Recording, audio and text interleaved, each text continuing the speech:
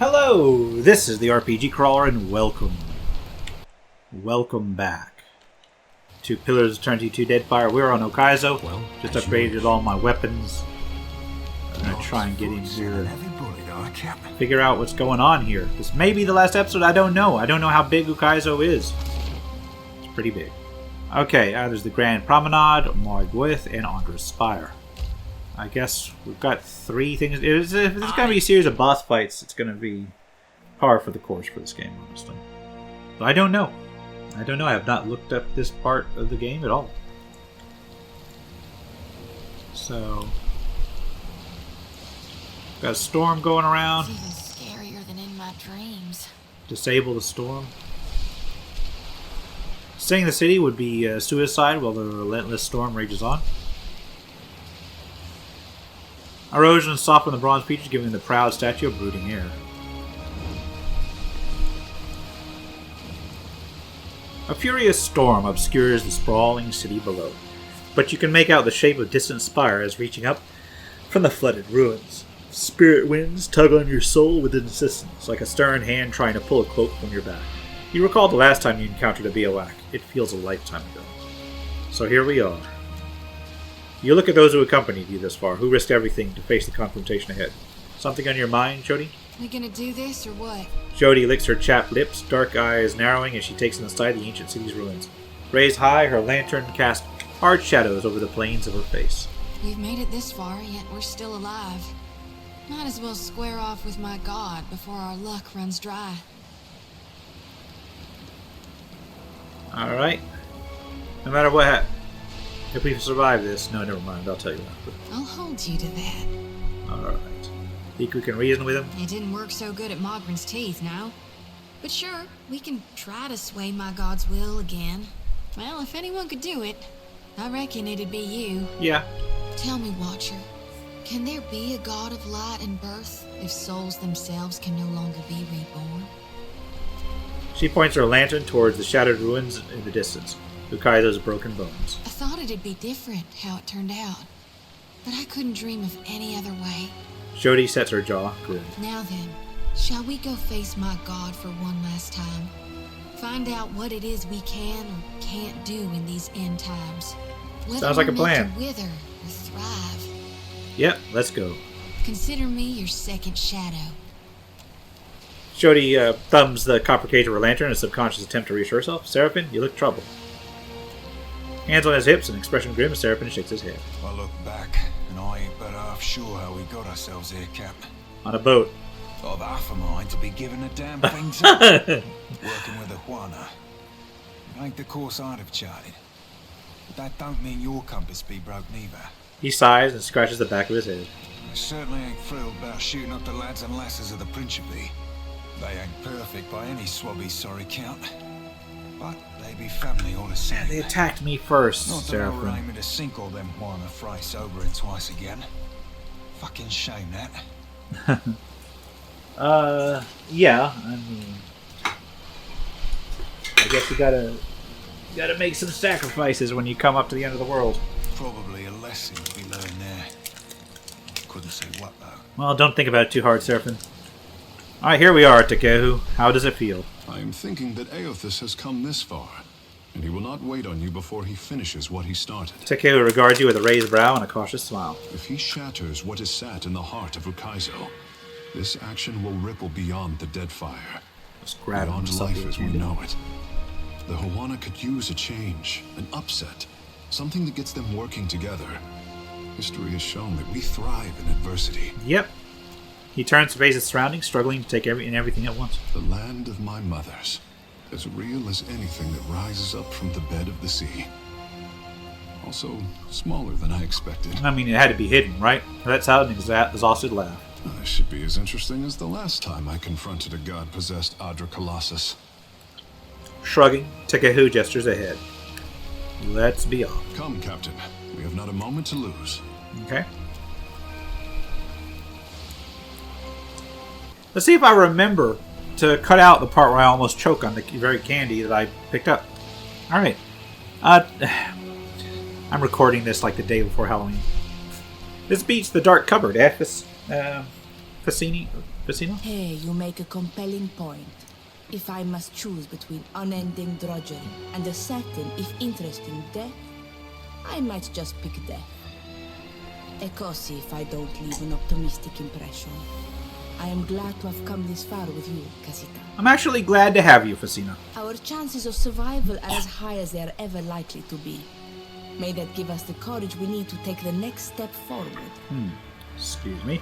I think we're ready as we can be. Let's go. Right. Quick save the game. A tiny engraving reads, in memory of Duma, Tuapa, and Tokima, Nagati's first chosen. And this just goes down to nowhere. I'll go up into the temple here. It's going to be another dungeon crawl. Moageth or Under Spire.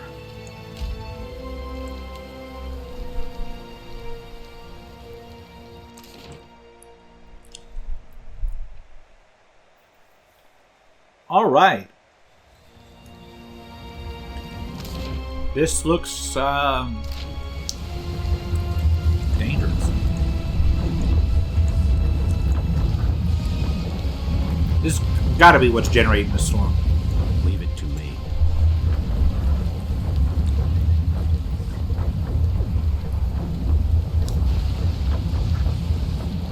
Though the device atop the tower spins in wild and blurring revolutions, the air around it is still and calm. You stand in the eye of the storm, which has cordoned off Wander's border from the rest of Eora for thousands of years. You see an antiquated control panel, its levers engaged in positions of activation. Standing uncharacteristically still, Takehu turns his head and takes in his surroundings all at once. A deep furrow curves his brow. Something the matter? I have stood here before. He sniffs, glancing around with an air of familiarity, settling on details like they were old friends. I swear, if you were hiding a secret path to Kaizo from me this entire time.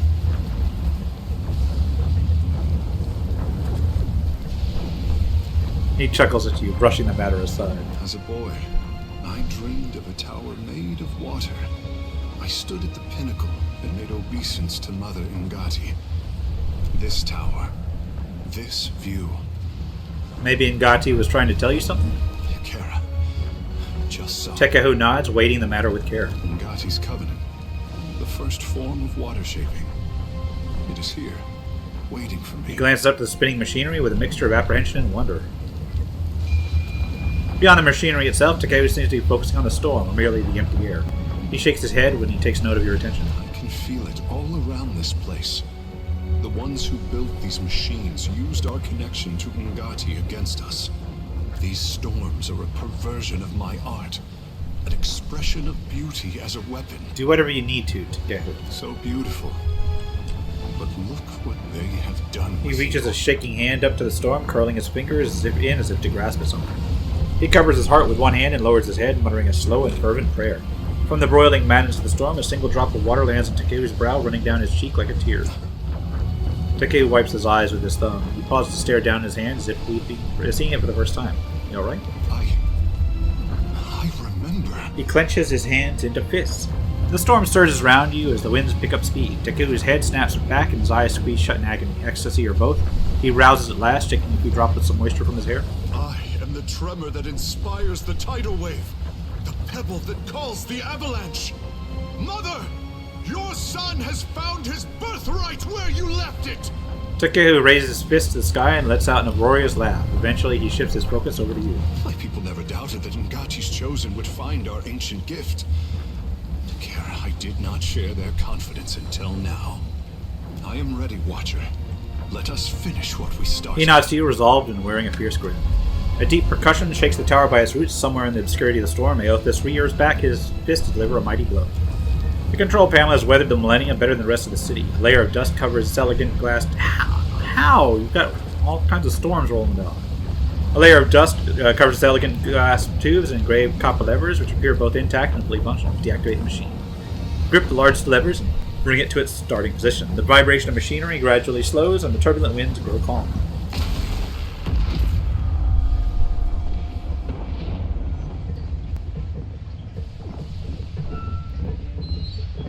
And that's that.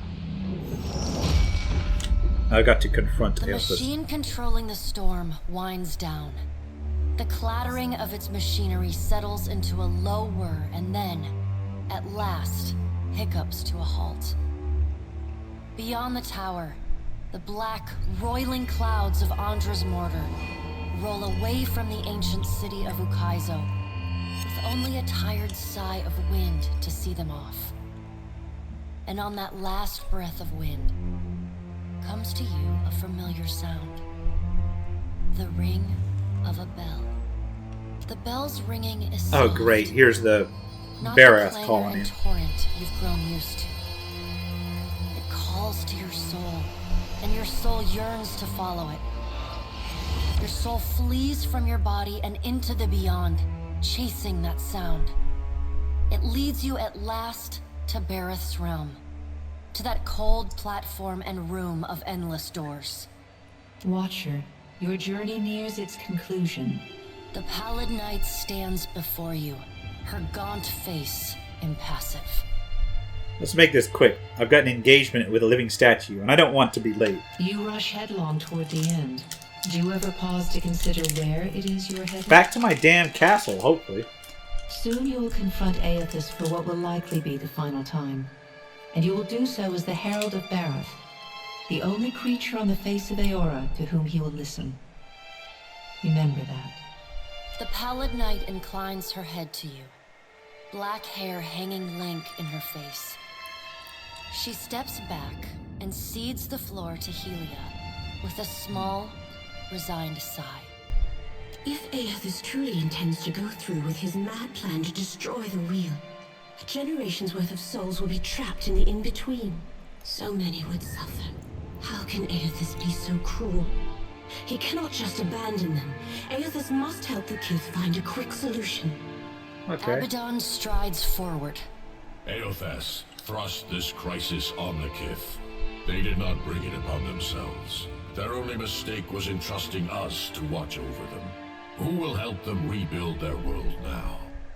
Eothas will reveal every secret of the gods. Will Kith be able to change the established order if they have no wonder to inspire them? Eothas must help them resolve this quickly, lest every one of Eora's few remaining mysteries be laid plain. Is Eothas' obligation to help us? Okay. It's Eothas' obligation to help us fix what he's about to break. Coddled children learn nothing that is not spoon-fed to them. With the wheel destroyed, Kith will tear themselves apart. I really It's doubt God's that. duty to prevent that happening, lest they doom us all. And as Kith must be ruled, so too must the gods. I say that if Eothas is so eager to throw down the mantle of power and step aside, I shall take my rightful place as Queen of the Oh, Gods God, no. again. And I never looked at that book. My bad. Kith are strongest when they I follow should probably our do that lead, before the very, very and end. we are strongest when we lead in turn. United in purpose with the gods, Kith can accomplish things that without us, they could never have even begun. They must be shown their boundaries to surpass them. Kith will not solve Eothas' puzzle on their own. And without an established order to fight against, the bonds that bind them dissolve, and they fight amongst themselves. Boudica doesn't want them to solve it. She wants to be queen over you all. Boudica's firm hand is but the motherly smothering of Helia by another name. Mortals should have no special advantages. Only once Kith have striven to improve themselves through trial. I mean, will you're not they wrong, my truly dude. know their measure. Kith must suffer to find their strength if they are to survive the world into which Eothas drags them. Our intervention in your struggle would be a cruelty and counter to our purpose. He lets his words hang in the air for a moment. Gaze level with your own. Indeed. Kith must discover for themselves what it is they are worth, and of what it is they are capable. What we do for them, they do not learn for themselves. Trial breeds ingenuity. If our work of generations was not in vain, Kith will succeed in spite of Eothas' actions. I mean, you're talking like you guys weren't mortal to begin with. I have faith in Kit's ability to meet Eothas' challenge. Do not mistake my words for indifference, Watcher. They are born from a fierce belief in your potential, not a refutation of it. Eothas wouldn't do this if he didn't agree with you. Maybe we're not doomed after all. And yet you come to Ukaizo with only the Huana at your back. All that Kith stand to lose. And even then, your leaders could not join hands, squabbling instead over prestige and resources. You believe that will change when my final death comes calling? You are a greater fool than I thought. You do the same thing no matter what, so you have no say in this. Margaret is blinded by her affection for mortals. She does not see that entropy is the destiny of all things. If Eothas were wise, he would destroy everything. End life. End reincarnation. End death. Kith have had their chance. It is time to let silence reign. As Rimmergon's words fade, the Pallid Knight returns. She no longer towers over you, a giant even among the gods, but meets you at your height. She lets the arms crossed over her chest fall to her sides. She speaks to you openly, plainly, an expression almost like tenderness, turning up the corners of her lips. Well, Watcher, you know where we stand.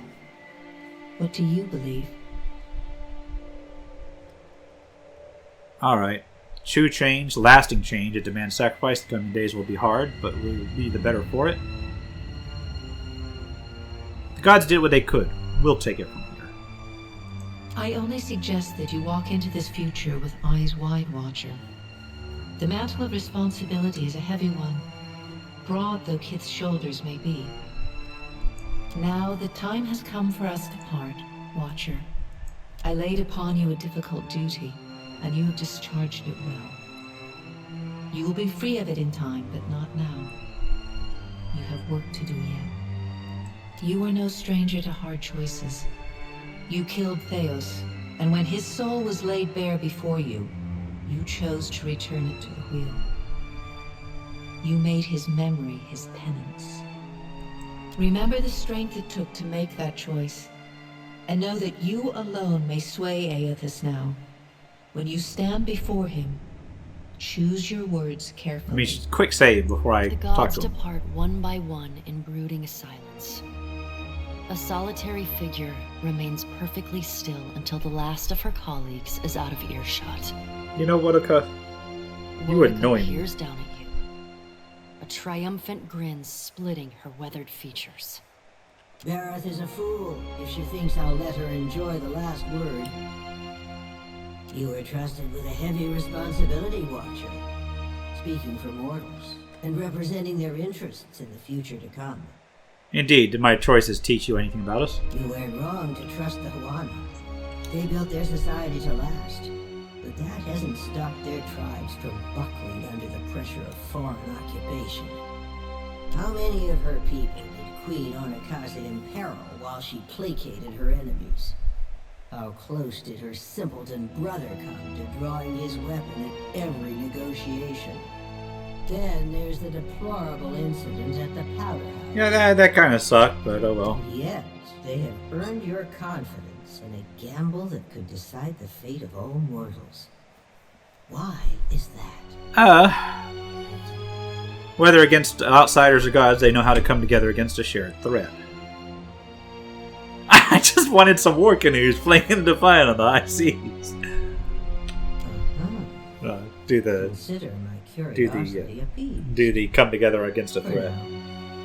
In our grandest plans, you are a singularly unpredictable variable. You play a dangerous game by investing your hope in others. Deception and failure are woven into the fabric of mortals. I can safely promise that they will disappoint you before long.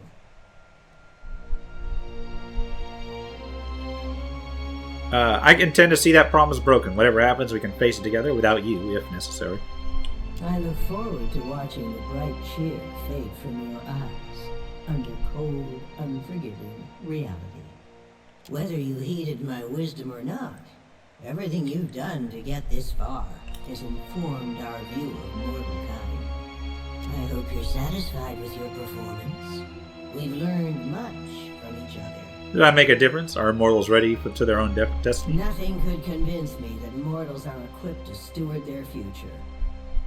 Your efforts to prove me wrong were admirable, and my detractors will likely use your example to oppose my rule.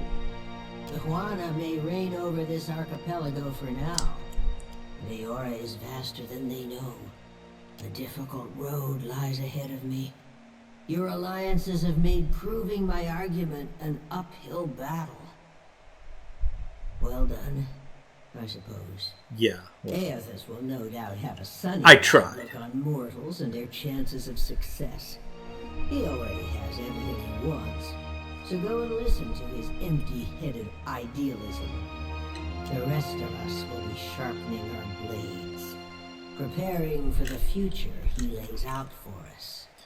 Next time, I will secure a body that lasts. Consciousness returns in a wave as the last of the machine's energy dissipates. The calming of the storm reveals the sprawling city around you like sand wiped away from the mosaic. You see the distant outline of Eothas raising a fist in triumphant and purpose. Do not touch the machine again, I say. The delicate fish can only take so much. Squeezing his eyes shut, Takeo rests his head in his palm. God's darnation. My head. Jody presses a palm to her brow as she struggles to her feet. And here with me thinking we were right and proper dead this time. We ain't dead, right? We are, Seraphim, and you're in hell. Seraphim sits cross-legged, cradling his head between his hands like a hungover seaman. His tufted ears droop. Peering over the edge of the tower, you make out a distant shape amidst the ruins below. A ragged ship is settled offshore, where it lifts a drunken angle, the flag of the Principi drooping from the tilted mast. The empty deck tells you that the surviving crew have long since boarded the skiff and rowed to shore, which means you're no longer alone on Okaizo. If there's ever a place for a final standoff, it's Okaizo. Alright, well, I'm going to quick save the game after all that. What is it? And we're gonna head on through. I'll take care of it. And head back down, I guess. And head to the Grand Promenade.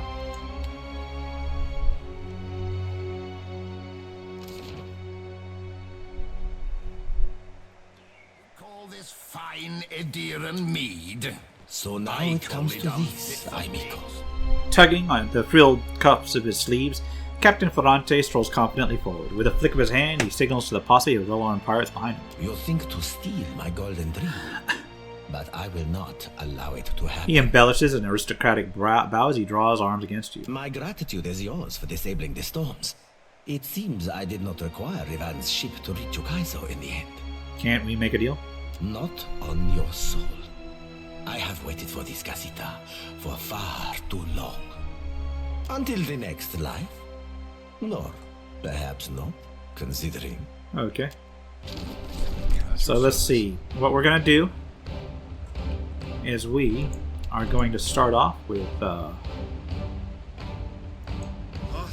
nice Tempest.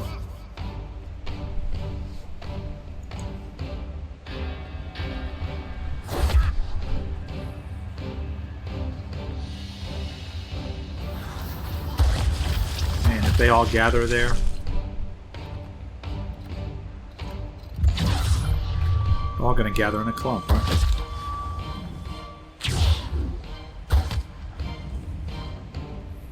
Except for Captain Ferrante. Bastards. Uh-huh. Alright, so Festina, what you're gonna do is you're gonna crowd control Captain Ferrante. Behold me, mother!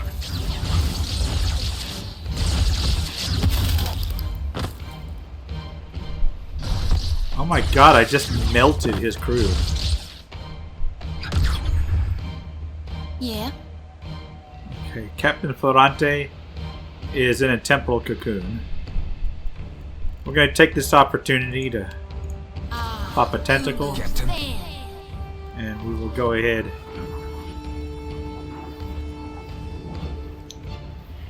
What is it? And, is he back up? He's still in a temporal cocoon. Man, we just melted this dude's crew. That's hilarious. Get another tentacle up here. What remains of your soul? He's still in a temporal cocoon. Actually, he's not. Happy to oblige. Alright, so what we will do is we will shoot him. Not bad. And we will go ahead and try to petrify him. Actually, no. What we're going to do is we're going to try to gaze the eye dragon at him. No. What we're going to have to do is... well, what do we got that we can do 1 damage? Or just like... I guess we could just throw a tentacle up here.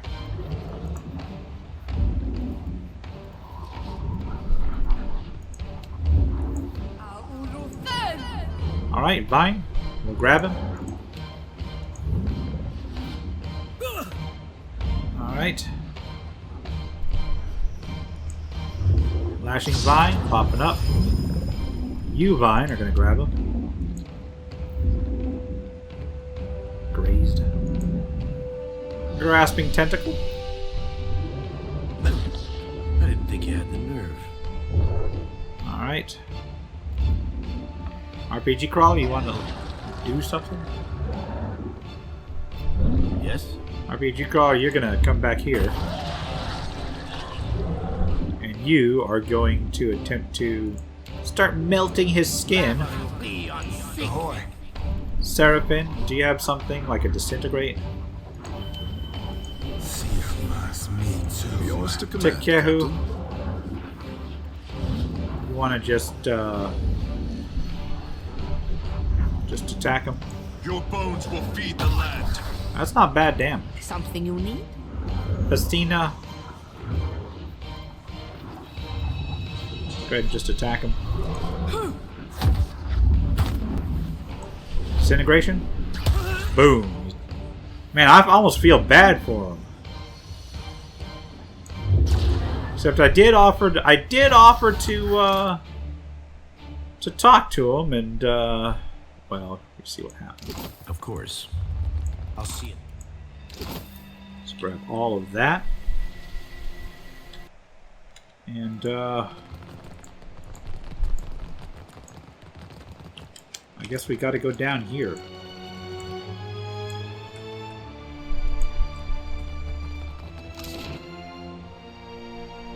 Going over to Moy Gwaith. Take a brush to that pirate of You yours. descend into the before he sheds ancient his winding fur all over streets my of things. Ukaizo. Battered by storms for thousands of years, the ruins bear the marks of their role as the lone witnesses of the god's great secret at the center of the city. The houses and boulevards are pierced by great spears of luminous Audra. There are no ashen bodies, no birds, no sign or sound of any life.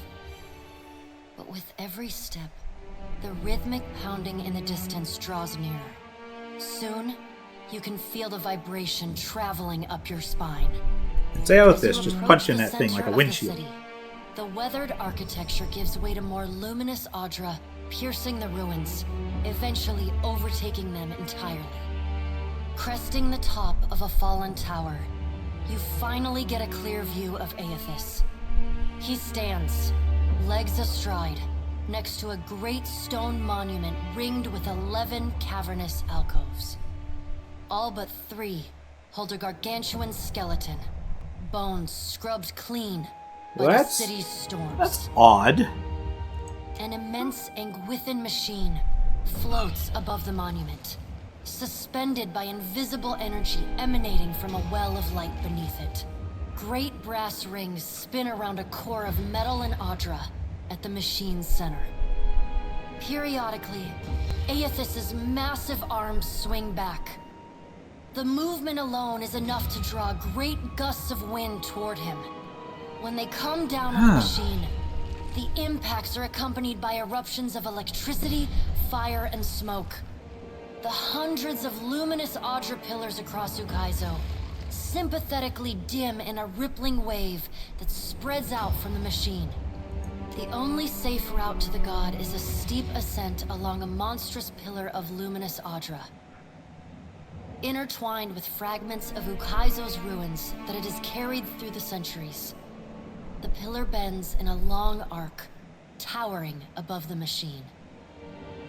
The pillar levels out near Eothas' head, a silent observer to the destruction of the machine it has grown beside over thousands of years. You weave your way along a treacherous rain-slicked path up the pillar's skyward side. As you arrive at the top, you catch Eothas' attention. Fist pulled back, he pauses to observe you. With the same gentleness he showed at Ashen Maw, he lowers his arm and turns toward you. You owe me a castle!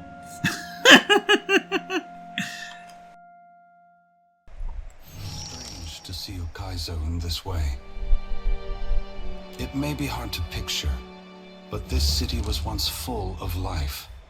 The Huana, yes, but also kith from many other cultures. And it will be again. Great hanging trees shadowed these boulevards. Gardens sprawled across the open rooftops. Each spring, a festival procession would wind its way from the hillside into this valley. The celebrants would pass through a steep walk among the stalls of foreign merchants, flowers falling upon them from all sides. All people of all nations, together in a celebration of new life. Such was the power and beauty of lost Ukaizo. Mighty One, I once desired to return that power and beauty to the Huana. Now I wish only for the tribes to find it themselves. If not here, then elsewhere. Takeo glances at you and swallows. Was I wrong? Have I failed them? Takeo, the gods have already decided so much of your life. I would not shape what remains of it. You know how your people could benefit from your help. You have also come to see that this life is yours to live as you choose. Deciding what course to take is not easy. But if you do not choose, your life may pass you by as you stand at the crossroads. Gon, please, I'm begging you. What do I do following this? How am I to best serve those still living? To improve our future chances of survival? The Deadfire and the Eastern Reach are full of animancers. Women and men with brilliant minds. I mean, he's not wrong. Who can solve this great problem. They will also need people with brilliant souls, like you, Shodi. People who can tend to the spiritual needs of the world in a time of fear and desperation. Remember, the flame you bear is not only light, but warmth. Provide comfort to all who need it. I ain't never chatted up a god before. Feel like I should be asking something profound and philosophical. And yet, thing I'll be wanting to know, what be stopping the other gods from coming down and just setting this shit back straight? I mean, he's got And right. you He's got breaking that. the He's game. got a good question. This be our new tides then, all up and down, over and over, till the sea drowns us all. A wise question, Seraphim. Have no doubt, some of the gods are already trying to figure out a way to fix this on their own.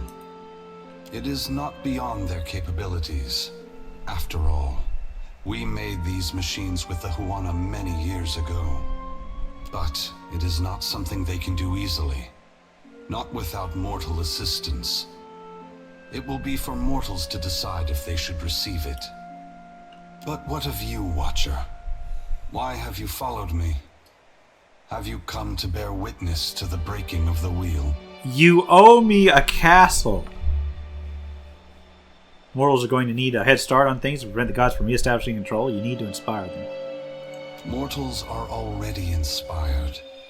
It is what has pushed them on for hundreds of generations to reach this point in time. Animancy is poised to go far beyond what we Ingwithans ever discovered. Why does Helia think I should lend more power to mortals? I want to ensure that the gods don't have the upper hand in the struggle to come. It's true that even with all the advances in Animancy, the gods will enter into Just looking this for era allies. much more well-prepared than mortals.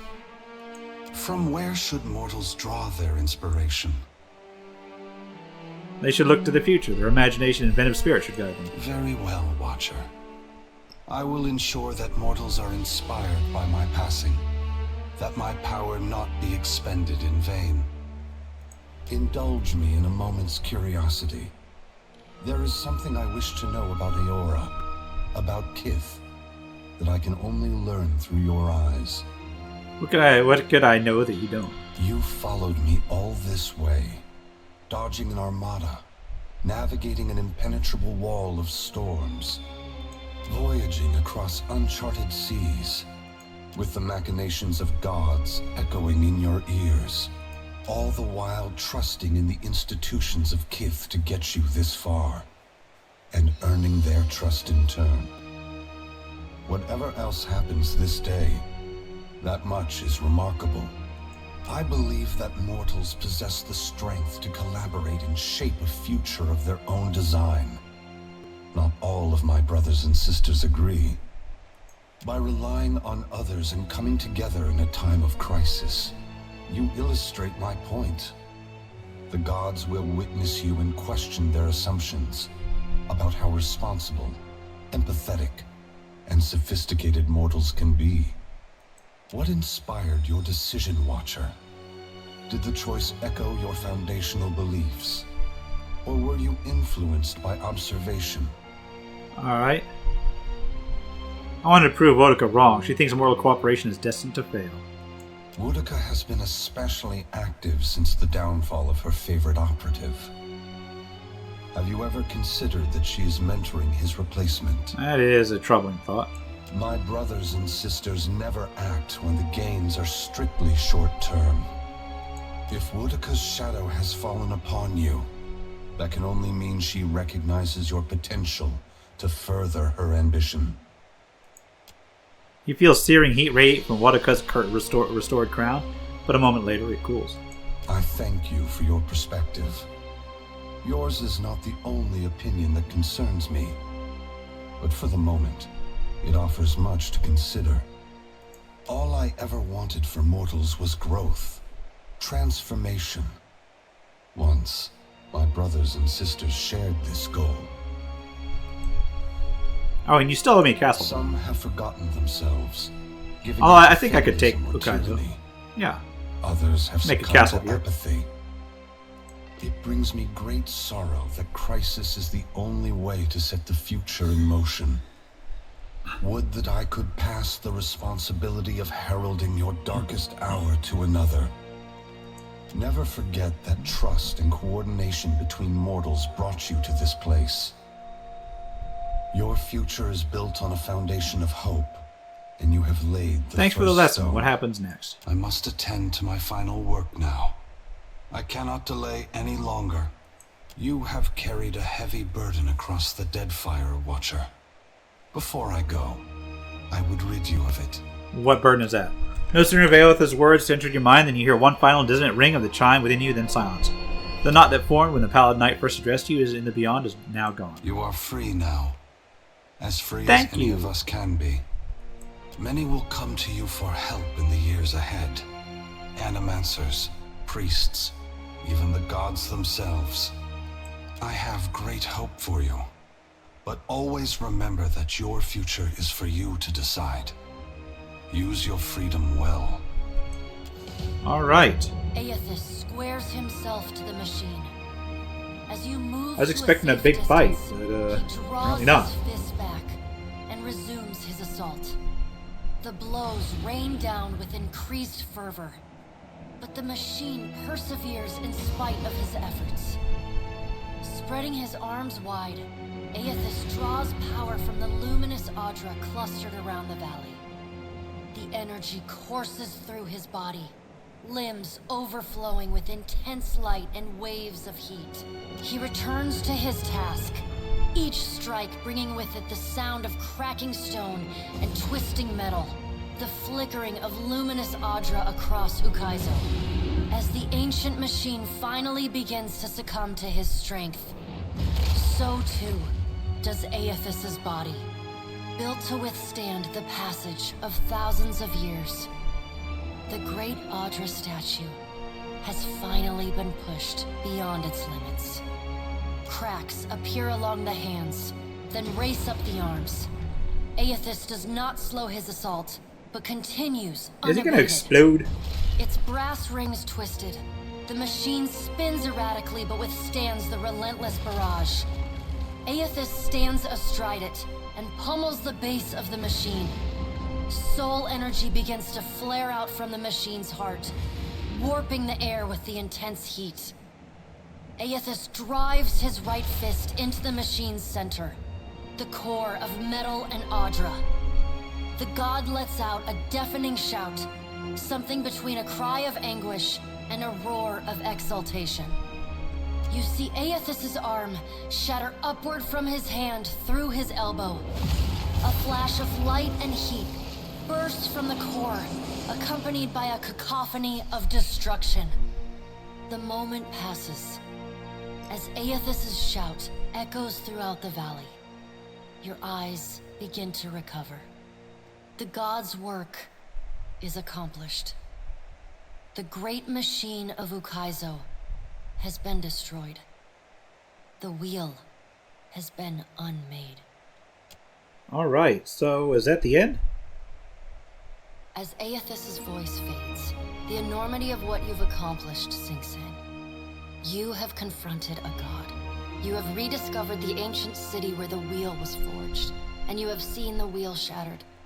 What comes next is uncertain, but already the legend spreads of the Watcher who survived Andra's murder and stood toe-to-toe with Eothas. On your recommendation, Eothas disperses his essence and that of the thousands of souls within him to centers of knowledge and learning around the world. All right. Animancers, engineers, wizards, got that and research scholars of boost. all stripes make astounding breakthroughs Plus in 5 to understanding science. and harnessing the phenomena that govern Eora. While some of these developments prove beneficial to Kith, others are decidedly less so. But such is the price of innovation. What remains to be seen is how, indeed whether, they will restore the cycle Eothas has broken. Reclaiming Ukaizo is both a symbolic and a practical victory for the Huana.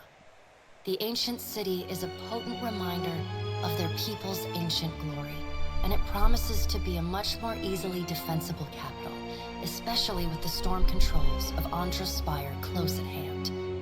The other tribes unite under the Kahanga and dedicate themselves to rebuilding Ukaizo and relearning its secrets. Decent so far. The Valian Trading Company continues its operations in Deadfire, though it is forced to renegotiate many of its contracts with the newly empowered Ona Crown. Company leadership finds that the new terms are much more favorable to the tribes than to their own interests in the region.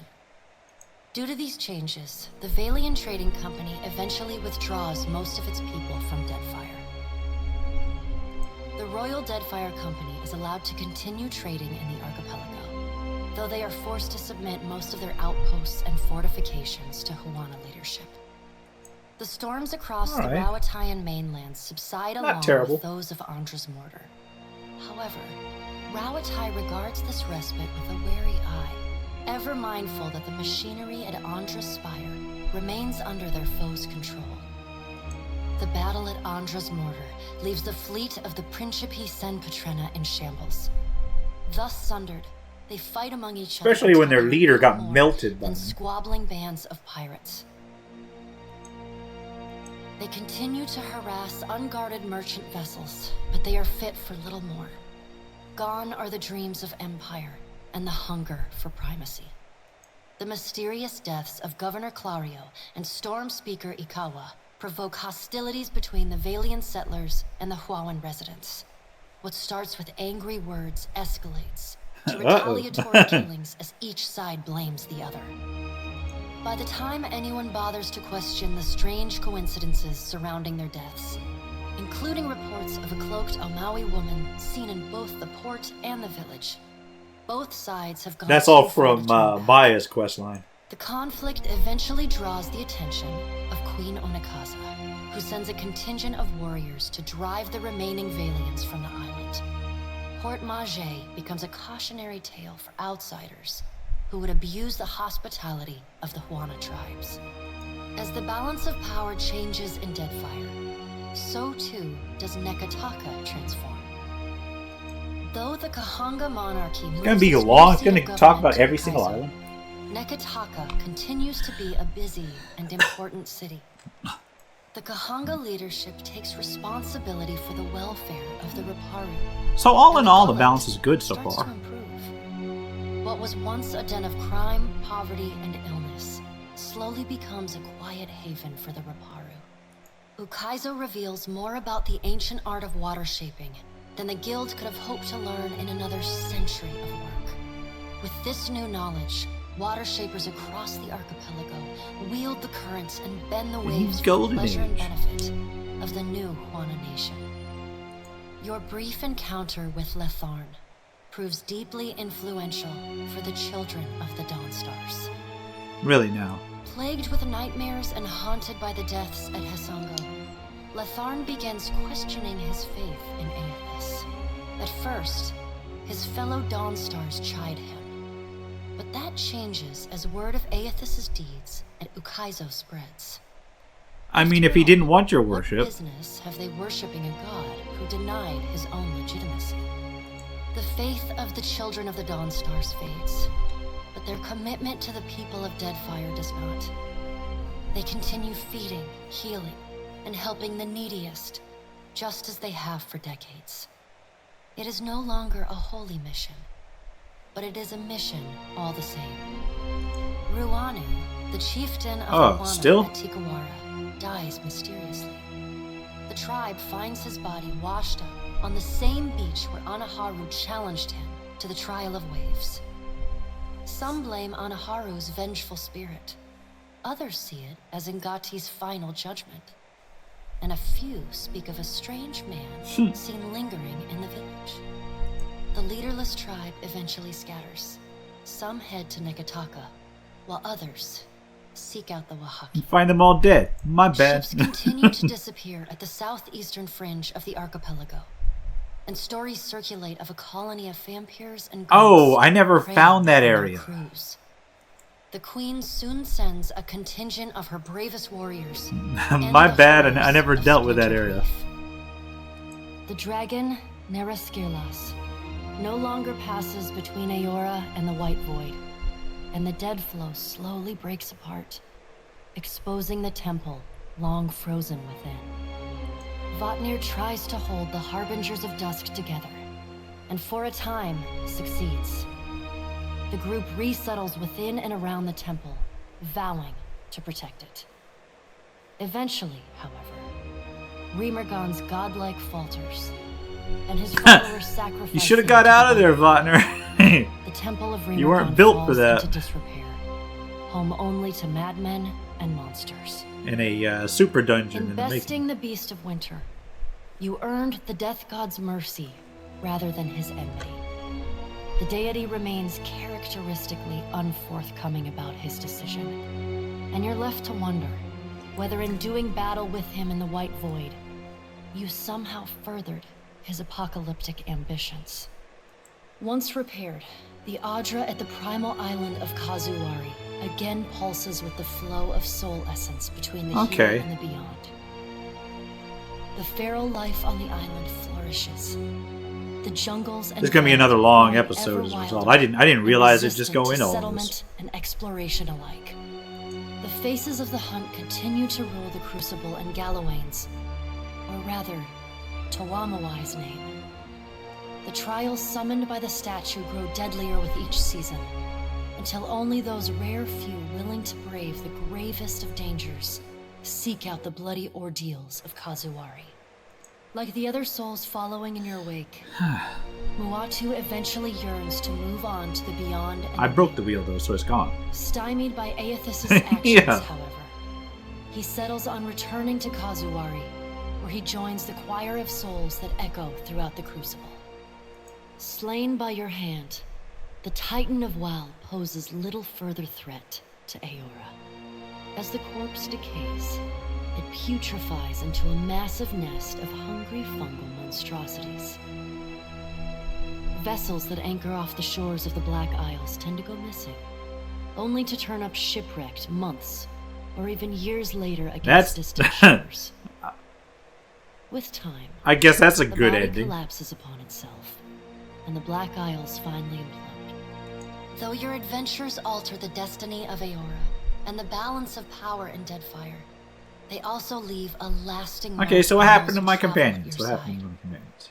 Your companions find themselves changed in ways both Including people that I put on this, like people like Aloth, who I put on the boat and then never came back to. Adair returns to Hisango, where he reunites with Byrne, the son of his former lover, Alava. The boy takes heart in Adair's account that Eothas and all the other gods were Oh yeah, false I saved that dude. and unworthy of the love of Kith. Realizing how close he came to dying for this cause, Byrne finds renewed purpose in working alongside his uncle to repair the many scars left upon Deadfire by the gods. Under Adair's guidance, Byrne grows into the kind of irreverent, stubborn hothead that would have made his mother proud, and Adair visits her gravesite, often to tell her so. Shodi is not a priestess who understands the meaning of subtlety. As such, Wait a she minute. makes her girlish crush on Adair painfully obvious Freaking- from the moment she first sets eyes on the strapping fighter. Early in Shodi their was. travels, That's Adair betrayal. appears discomforted by her persistent flirting. He often grimaces when she sidles up to him. All And he right. takes endless pains to keep their conversations Betrayed. terse and to the point. But after a little smoothing on your part to nudge them in the right direction, Adair makes an effort to view Shodi with an open mind. And Shodi begins teasing the veteran fighter in a more companionable and less amorous manner. After saving each other's hides a couple times and sharing more than a few laughs, the two form an easy, and you suspect, lifelong friendship. Seemingly lit with All right, here we inner go. glow, Shodi takes to a new life of mission work with gusto. She still is committed to shepherding souls forgone, but having realigned her goals with that of her fellow Dawn Stars, So she now leaves to endeavors go help the with the living as much as with the dead. Dawn Stars mission. That's a As you good. travel the Deadfire, you find her sleeping better and laughing more often.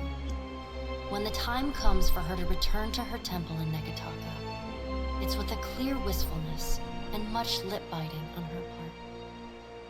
She leaves you with her sickle and a hastily scrawled note. It reads, "A keepsake from a path once walked. Remember me, Watcher, for I will forever dream of you." Okay.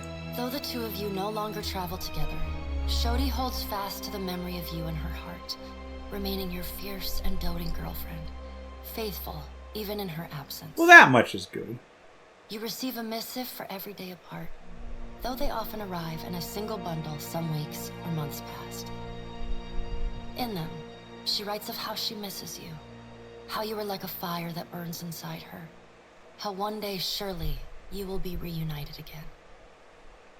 Until then, she prays for your safety as she continues to labor in service to Gon. So what happened with the ones that Aloth left me? renews his commitment to destroying I almost the forgot living. about Alan. With the wheel broken, He just sat in the loosening background. the god's stranglehold on Kith is more urgent than I mean, I let him die in my original and one Pillars he of does Eternity not let's expect play. to finish in his lifetime.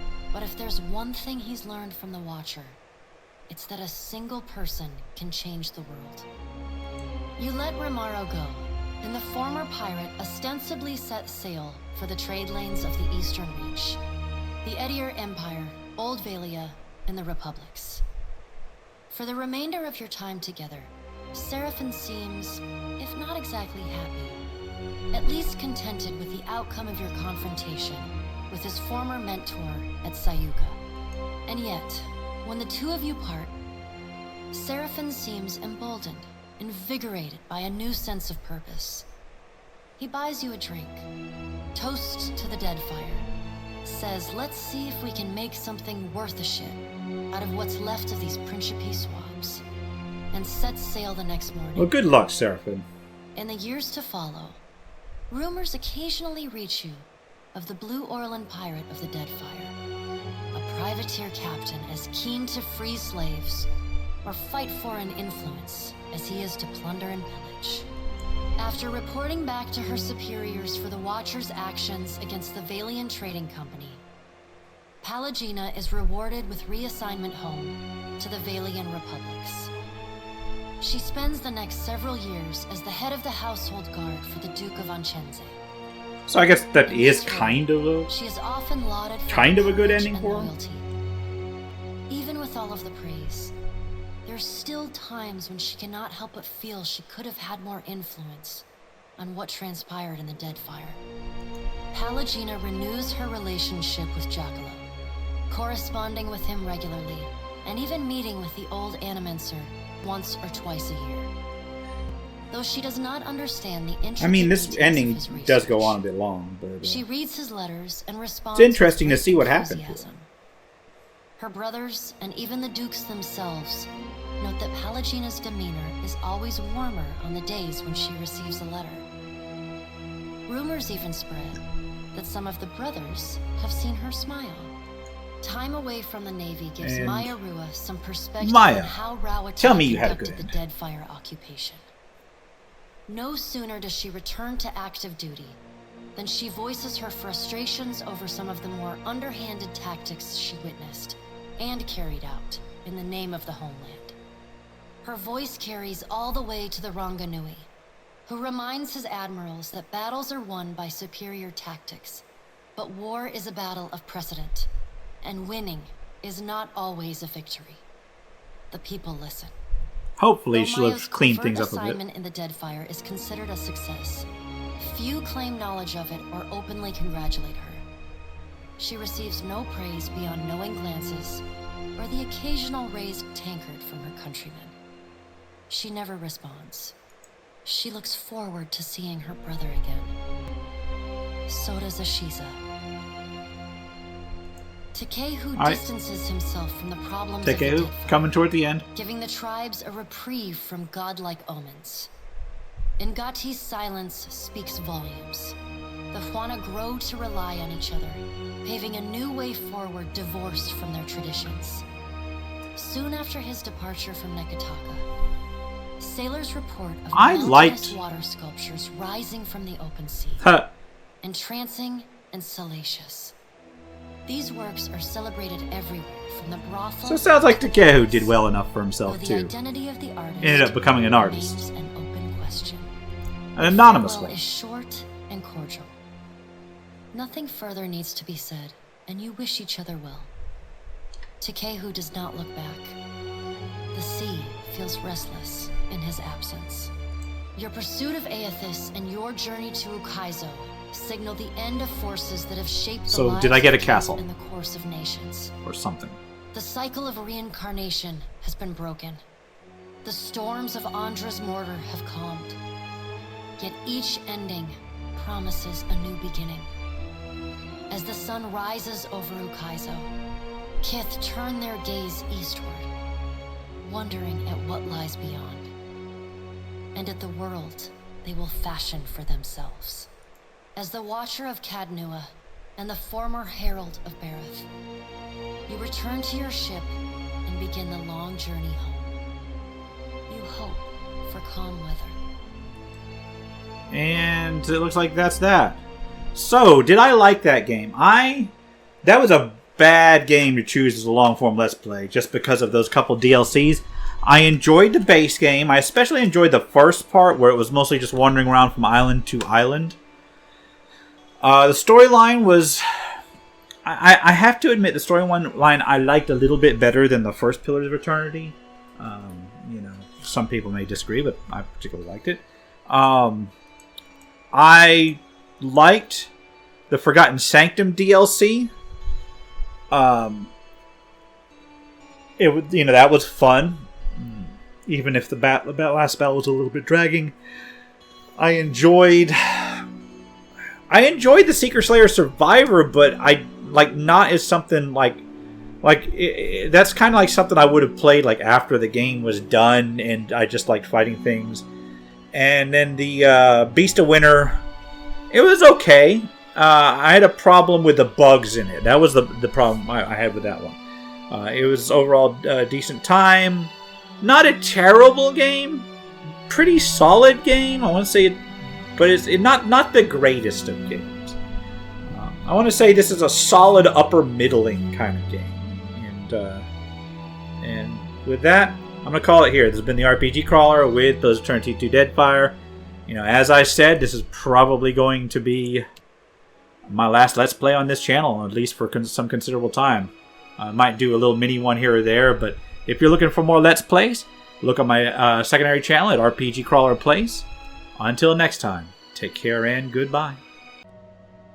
And if you are still watching, I would like to take the opportunity to thank my supporters, the top tiers of which are listed on the screen, without whose support I would not have been able to offer the variety of content that I have on this channel throughout the years.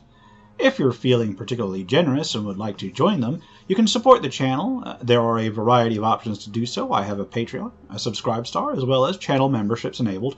If you are not in a position to contribute, simply leaving a like, a comment, or sharing my videos are all wonderful ways to help the channel grow without spending a dime, and are all greatly appreciated.